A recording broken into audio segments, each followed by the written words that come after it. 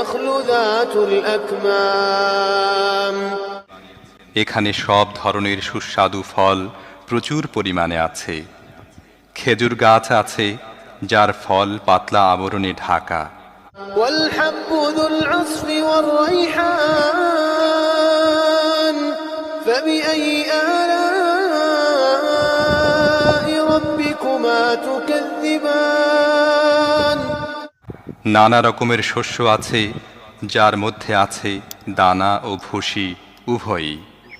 অতএব হে জিন ও মানব জাতি, তোমরা তোমাদের রবের কোন কোন নিয়ামতকে অস্বীকার করবে? خلق الإنسان من صلصال كالفخار